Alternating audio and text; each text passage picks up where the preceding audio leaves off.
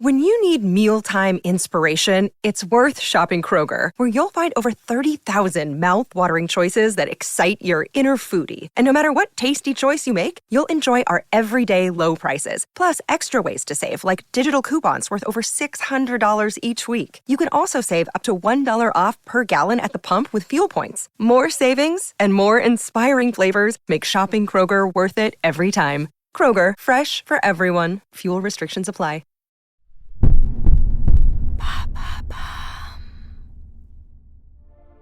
Salut, c'est Lorraine de Bababam.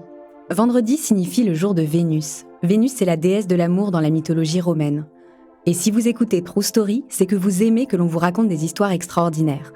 Alors pour célébrer la déesse de l'amour, découvrez chaque vendredi des histoires d'amour hors du commun de Love Story, le podcast de Bababam qui parle le mieux d'amour. L'hindouisme est une des plus anciennes religions du monde, encore largement pratiquée aujourd'hui.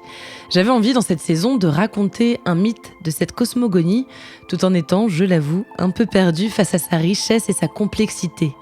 L'hindouisme compte 300 millions de dieux et de déesses, et ces concepts sont très différents de nos mythologies occidentales. En tout cas, ce que j'ai compris, c'est que les 3 dieux les plus importants sont Brahma, le créateur, Vishnu, le conservateur, et Shiva, le destructeur. C'est à l'histoire de Shiva qu'on va s'intéresser dans cet épisode, à son histoire d'amour avec Parvati et à leur fils Ganesh, un des dieux les plus vénérés en Inde.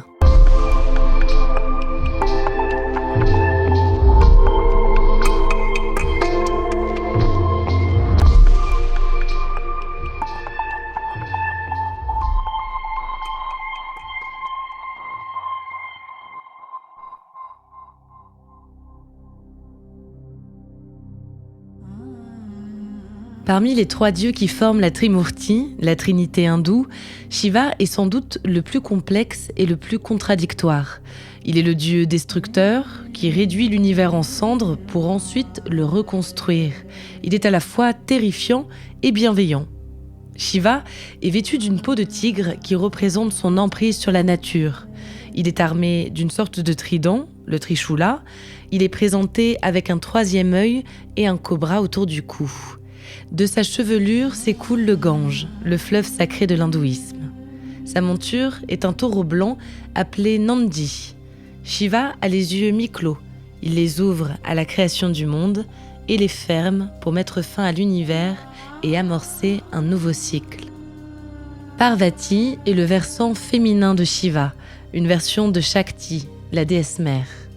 Parvati est la réincarnation de Sati, la première épouse terrestre de Shiva, morte immolée dans un feu sacrificiel. Parvati naît dans les montagnes de l'Himalaya, sur lesquelles règne son père, Himavat, et sa mère, Mina. Dès son enfance, Parvati est adoratrice de Shiva. Elle sait qu'elle l'épousera, et en grandissant, elle part à sa recherche. Elle le trouve dans une grotte, dans laquelle il médite profondément depuis la mort de sa première épouse. Parvati s'offre à Shiva, mais il ne lui prête aucune attention. Les dieux décident alors de venir en aide à Parvati. Ils envoient Kama, dieu du désir, lancer sa flèche d'amour sur Shiva. Mais la flèche ricoche. Shiva est furieux d'avoir été interrompu dans sa méditation. La flamme de son 3e œil réduit Kama en poussière. Parvati décide alors d'être plus maligne que ça. Elle se retire dans la forêt en signe de pénitence. Un jour, alors qu'elle se promène, elle rencontre un brahmane, un prêtre hindou. L'homme rit de sa dévotion. Comment peut-elle penser qu'elle épousera le terrible Shiva, ce monstre sans pitié ? Elle devrait abandonner sa pénitence et trouver un autre mari.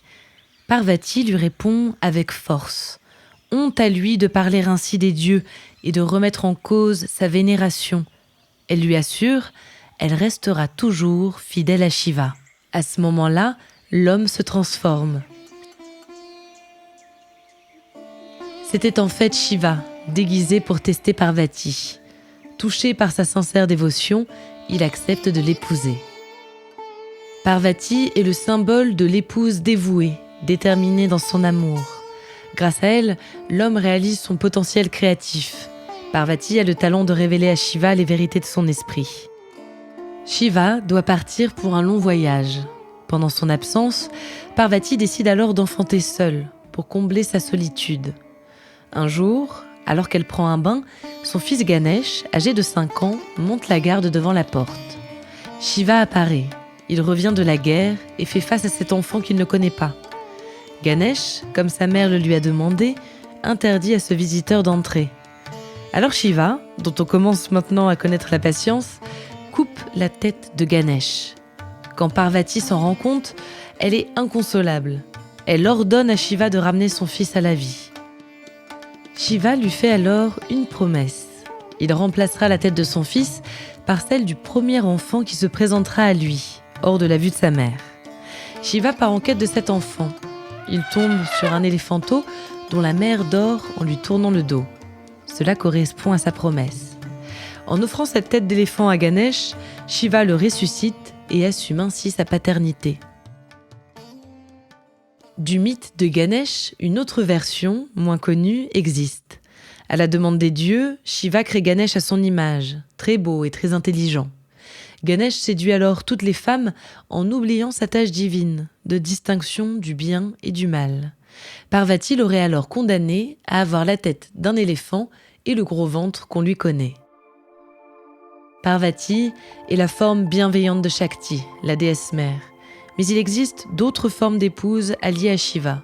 Il y a aussi Durga, la transcendantale, et Kali, la terrible destructrice, chasseuse de démons. Elles incarnent toutes une facette féminine de Shiva, ce dieu si puissant et si complexe.